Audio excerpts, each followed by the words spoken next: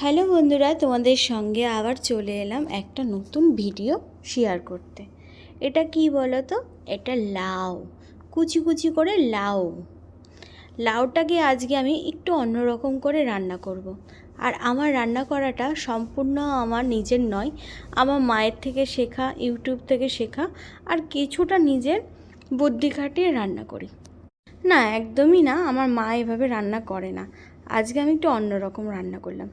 Mixie বাটিতে নিয়ে নিলাম জিরে, আদা আর শুকনো লঙ্কা, ওটা সুন্দর করে পেস্ট করে নিলাম। আর তার সঙ্গে একটু কাঁচা লঙ্কাও পেস্ট করলাম। আর এদিকে গরম কড়াইয়ের মধ্যে তেল দিলাম, ফোড়ন হিসাবে দেবো জিরে, তেজপাতা আর লঙ্কা। যেই ফোড়নটা লাল হয়ে যাবে তার মধ্যে দিয়ে দেবো আমার সেই পেস্ট বাটাটা। পেস্টটা দেখো আস্তে আস্তে নিজের তেল ছাড়ছে। যখন তেলটা ছেড়ে দেবে তখন পরিমাণ মতো লবণ, হলুদ এইভাবে দিয়ে একটু কষাতে হবে। এরপর দেবে কালারটা অনেকটা চেঞ্জ হয়ে যাবে। তার মধ্যে একটু চিনি দিলাম। চিনিটা দেওয়ার কারণ হলো কালারটা পরিবর্তন করবে এবং স্বাদটা। জানি তোমরা খুব বাড়িতে রান্না করো একটু অন্য স্টাইলে, একঘেয়ে রান্না খাওয়ার থেকে একটু চেঞ্জ করে করে খাওয়াটা না অনেকটা আলাদা, মানে নতুন নতুন লাগে। একই সবজিকে খেতে লাগে নতুন নতুন।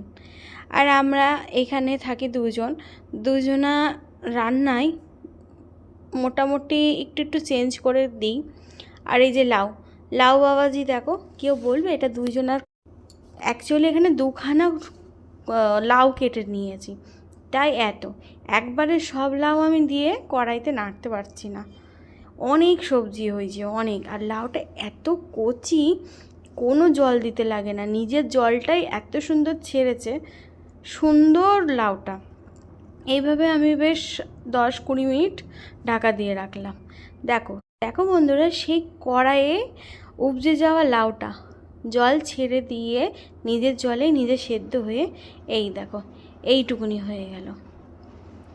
দারুণ লাগছে না কালারটা? আমার আলোর জন্য কালারটা খুব একটা ভালো বোঝা যাচ্ছে না, কিন্তু কালারটা খুব সুন্দর হয়েছিল, খেতে হয়েছিল অসাম।